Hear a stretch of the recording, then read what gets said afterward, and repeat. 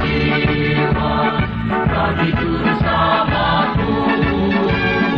Yesus sayang diri agar semua satu adanya. Putra mengedongsi, itulah angsal kita.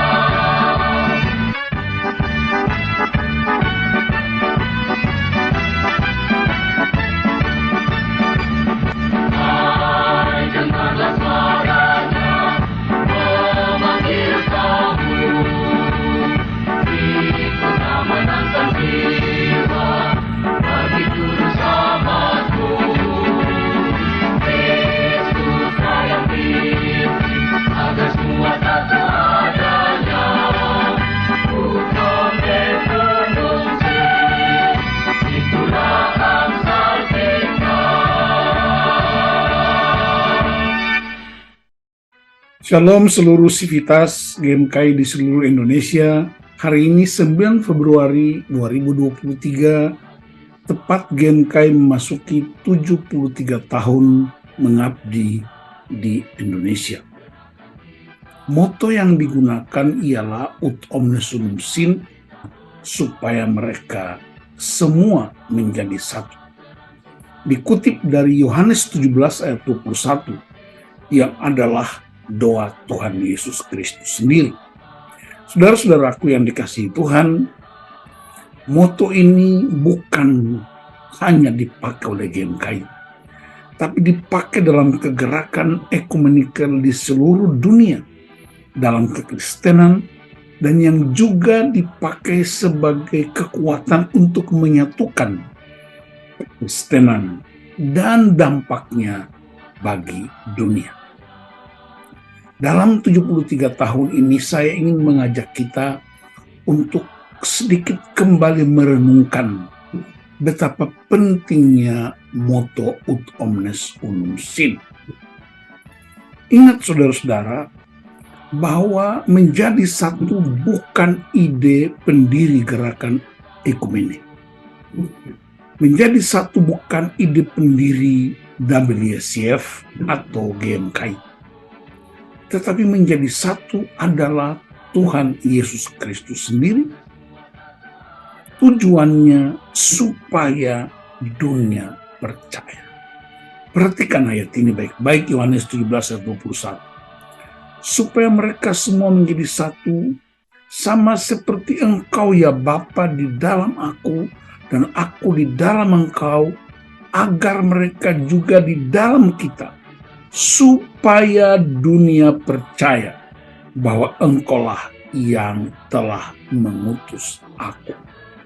Jadi saudara-saudara, menjadi satu itu doa Yesus, bukan ide pimpinan gereja, bukan ide pimpinan pergerakan, tapi sekali lagi doa Tuhan Yesus. Doa berarti ada harapan, ada kerinduan, supaya dunia percaya. Pertanyaannya ialah, apakah standar kesatuan? Banyak orang memilih berbagai metafora untuk menggambarkan jenis kesatuan. Ada gereja tertentu yang menggunakan metafora sapu lidi. Berbeda-beda ketika dikumpulkan menjadi satu kekuatan untuk membersihkan sesuatu. Ada yang menggunakan metafora air dan minyak dimasukkan ke dalam satu wadah, bercampur tadi tapi tidak bisa menyatu. Ada juga yang menggunakan metafora pohon. Segala jenis metafora layak dipakai. Tetapi perhatikan, standar yang Yesus tetapkan sebagai pola kesatuan ialah sama seperti aku dan Bapa. Berarti kesatuan itu sudah punya standar, dan standarnya ialah Yesus dan Bapa. Tidak ada satu frase pun yang bisa digunakan untuk menjelaskan lebih rinci bagaimana pola kesatuan Yesus dan Bapa. Tetapi sebagai orang-orang percaya, kita mengerti, kita mengenal, kita mengetahui betapa dalamnya, dahsyatnya, ajaibnya kesatuan Yesus dan Bapa. Dengan perkataan lain, kesatuan kita, dunia tidak bisa menerangkannya. Dunia tidak bisa mengerti karena dalam dan sangat dahsyat. Hanya mereka yang terlibat di dalamnya yang bisa mengerti dan memahaminya. Nah, sekarang pertanyaannya ialah, bagaimana caranya supaya kita tetap bersatu berdasarkan doa Tuhan Yesus ini? Dalam Yohanes 17 ayat 22, dan aku telah memberikan kepada mereka kemuliaan yang engkau berikan kepadaku, supaya mereka menjadi satu, sama seperti kita adalah satu. Jadi dasar untuk bersatu adalah hidup di dalam kemuliaan yang telah Allah berikan. Kemuliaan yang Allah berikan kepada Yesus itu ialah pengurapannya, otoritasnya, pengutusan yang diberikan kepadanya. Dan itu sebabnya dalam Yohanes 17 ayat 18, dia bilang bahwa sama seperti engkau telah mengutus aku ke dalam dunia, demikian pula aku telah mengutus mereka ke dalam dunia. Jadi Bapa mengutus Yesus ke dalam dunia. Sama seperti itulah Yesus mengutus kita ke dalam dunia.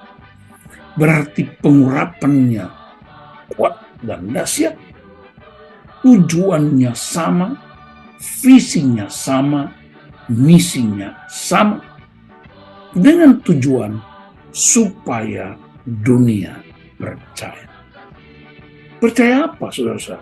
Dunia percaya bahwa Yesus Kristus adalah Tuhan dan Juru Selamat dunia, dan juga adalah Anak Allah yang hidup.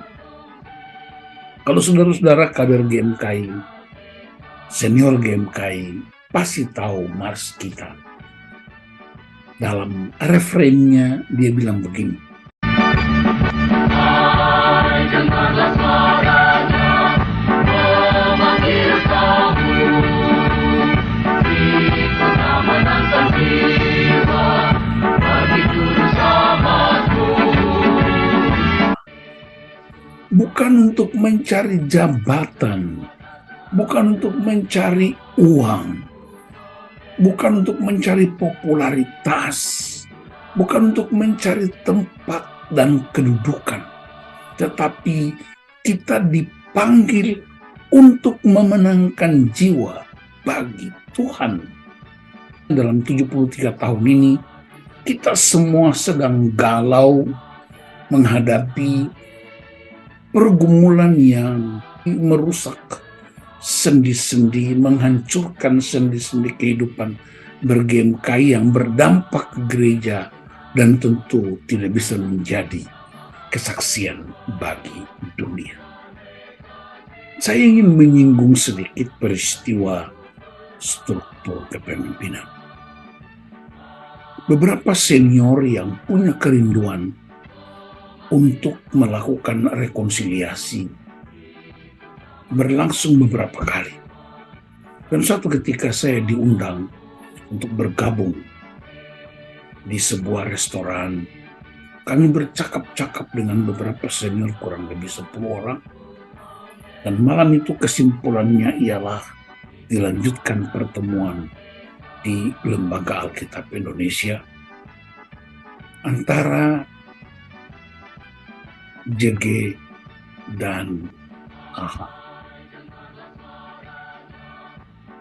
Kami beberapa senior, ada beberapa mantan ketua umum, ada mantan sekop, mantan pengurus cabang, ada kira-kira 5 orang memfasilitasi 2 adik kita untuk berdiskusi, berdialog, dan menemukan apa hakikat utomne sumusin. Lalu pertemuan itu berakhir dengan rekomendasi dilanjutkan dengan 4 orang. Saya dan Mas Sigit Triyono Sekum Elai bersama dengan JG dan AHA Ketum dan Sekum. Dan pertemuan itu begitu indah. Masing-masing menyampaikan pengalaman imannya, menyampaikan fakta-fakta yang mereka jalani, dan kami kemudian berdoa bersama. Doa Tuhan Yesus supaya semua menjadi satu. Lalu saya lanjutkan secara pribadi, one on one, masing-masing dengan ketua umum dan Sekum. Dan pertemuan hari itu mengambil kesimpulan bahwa mereka berdua akan melanjutkan percakapan untuk menyelesaikannya berdasarkan masukan dari para senior dan semua pihak. Tetapi hasil yang kita temukan ada pelantikan di 2 tempat yang berbeda, dan pada akhirnya melibatkan sebuah sinode gereja besar yang sebenarnya mereka tidak tahu apa-apa. Saudara-saudara yang dikasihi Tuhan Yesus Kristus, apa yang sedang kita hadapi? Dengan pertanyaan retorik, Quo vadis Domine, Quo vadis GMKI. Quo vadis Domine adalah sebuah ungkapan tradisi Kristen yang diucapkan oleh Rasul Petrus ketika dia mengalami penderitaan yang hebat di kota Roma dan dia ingin melarikan diri dari Roma. Ketika dia pergi dan di ujung jalan itu dia melihat ada seorang pria sedang memikul salib dengan jubah putih panjang. Dia kenal pria itu karena pria itu adalah gurunya sendiri selama 3,5 tahun. Lalu Petrus bertanya, Quo vadis Domine, hendak kemana Tuhan? Lalu dia menjawab, aku mau pergi untuk disalibkan kedua kalinya, sebab engkau tidak mau disalibkan. Petrus sujud menyembah. Dia menangis dan dia kembali ke Roma. Dia menyerahkan diri. Ketika hendak disalibkan, dia minta kepalanya di bawah, kakinya di atas, supaya tidak sama seperti gurunya. Nah, istilah itu kemudian sangat populer dan dipakai di mana-mana, termasuk ada beberapa yang gunakan di GMKI dalam situasi yang kita hadapi. Dengan pertanyaan retorik, Quo vadis GMKI. Ketika kami melakukan rekonsiliasi dengan 2 adik kita ini, beberapa hari kemudian saya ditelepon oleh seorang senior. Dia bilang begini, Pendeta Nus, kalian gagal. Anda gagal menyatukan kedua kubu itu. Lalu saya bilang, kalau begitu Tuhan Yesus juga gagal, sebab Yudas tidak bertobat. Orang-orang Farisi dan ahli Taurat juga tidak bertobat. Apakah itu tanda Yesus gagal? Semua hamba Tuhan di seluruh muka bumi ini juga gagal, karena masih banyak jemaat, masih banyak orang Kristen yang hidup tidak sesuai dengan firman Allah. Senior itu kemudian minta maaf. Dan bilang, kalau begitu mari kita berdoa. Lalu saya menjawab dia, firman Tuhan itu kuat dan dahsyat. Problemnya bukan di firman Tuhan, ada respons setiap orang. Ada hal-hal yang disebut controllable, dapat dikontrol. Ada hal-hal yang disebut uncontrollable, tidak dapat dikontrol. Uncontrollable itu bagian Tuhan. Controllable bagian kita. Dan Anda tidak bisa mengatur mulut orang. Anda tidak bisa mengatur hati orang. Anda tidak bisa mengatur pikiran orang. Tapi Anda bisa mengatur hatimu sendiri, mulutmu, tanganmu, dan pikiranmu. Berespons dengan benar adalah tanda orang yang berkarakter dewasa seperti Kristus. Karena itu saya ingin untuk mengajukan beberapa hal penting dalam refleksi 73 tahun. Kemelut apapun yang dialami oleh kekristenan, oleh gereja termasuk GMKI, memiliki 3 dasar. Dalam Ibrani 12 dia katakan karena ada kepahitan. Kalau ada akar kepahitan akan muncul kerusuhan dan mencemarkan banyak orang. Yang kedua, 1 Timotius 6 ayat 10. Akar cinta uang. Dengan mencintai uang, segala macam cara dapat ditempuh. Dan yang ketiga, Titus 1 ayat 15. Akar kenajisan. Tidak ada yang baik, yang indah, yang benar. Semuanya tidak baik buat mereka yang berpikiran tidak benar. Karena itu mari kita periksa akar kepahitan, akar cinta uang, akar kenajisan yang membuat buahnya menjadi tidak baik. Buah yang busuk tidak usah diurus, dia akan jatuh sendiri. Karena itu saudara-saudara yang dikasihi Tuhan, ketika semua sivitas kita merayakan Dies Natalis ke-73, ingatlah bahwa tidak ada yang menang dan yang kalah. Tetapi Paulus mengatakan kebenaran ini dalam 1 Korintus pasal 6 ayat 7. Adanya saja perkara di antara kamu yang seorang terhadap yang lain telah merupakan kekalahan bagi kamu. Jadi kita semua mengalami kekalahan. Saya ulangi, kita semua mengalami kekalahan. Kenapa? Karena ada perkara.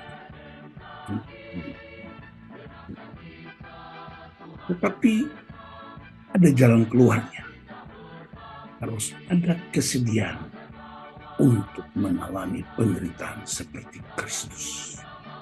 Melepaskan hati kita, melepaskan ego kita, melepaskan hawa nafsu kita karena terang firman Allah. Supaya dunia percaya bahwa Kristus yang adalah kepala gerakan itu adalah penguasa tunggal dalam kehidupan bergereja, bermasyarakat, berbangsa, bernegara. Saudara-saudara yang dikasihi Tuhan, apa jalan keluar yang bisa kita tempuh? Ketika kami menjalani proses itu dan mendengar ada pelantikan di 2 tempat yang berbeda, saya kemudian mengambil waktu untuk berdoa, untuk merenungkan firman.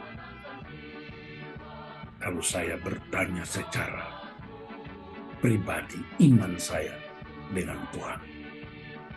Tuhan, sudah sekian puluh tahun saya melayani di berbagai tempat, baik di dalam negeri maupun luar negeri. Berbagai macam denominasi gereja, berbagai macam lembaga. Kenapa problem di GMKI tidak dapat terselesaikan dengan semua kebenaran, hikmat-hikmat yang telah kami paparkan dengan sama para senior? Saya mendapat impresi. Yesus bilang, jenis yang satu ini harus melalui doa dan puasa.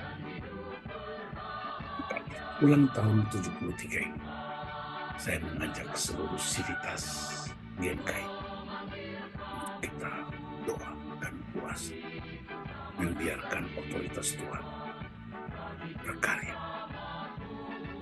Pesan pastoralia dari saya untuk adik JG, Anda ketua umum terpilih. Tidak ada seorang pun yang membuka tangan.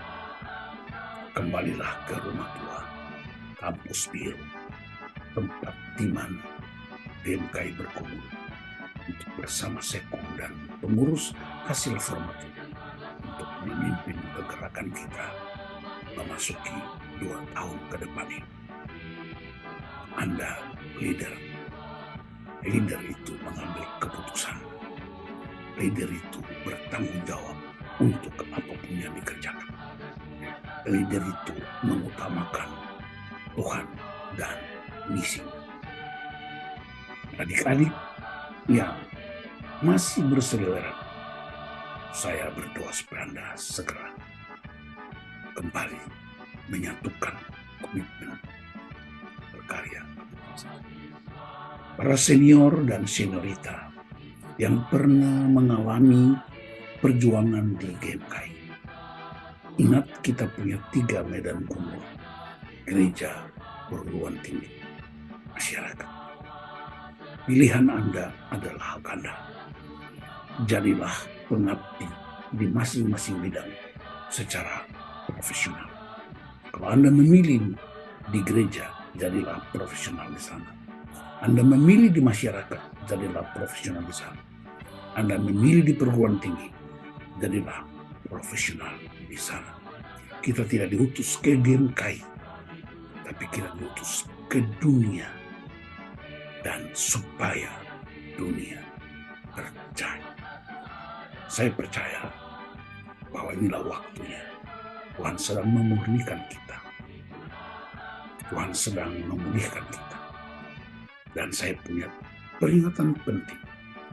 Jika ada senior atau seniorita yang dengan sadar dan sengaja memanfaatkan kesempatan untuk mendapatkan keuntungan apapun, segeralah. Mengapa? Jika Anda terus menggorokoti dan memanfaatkan adik-adik kita yang sedang berjuang mengemban misi Kristus di GMKI, Anda sedang merusak tubuh Kristus. Dan Alkitab bilang dalam 1 Korintus 3 ayat 16, tidak tahukah kamu bahwa kamu adalah bait Allah dan bahwa roh Allah diam di dalam kamu? Jika ada orang yang membinasakan bait Allah, maka Allah akan membinasakan dia. Sebab bait Allah adalah kudus dan bait Allah itu ialah kamu. Kita berdoa.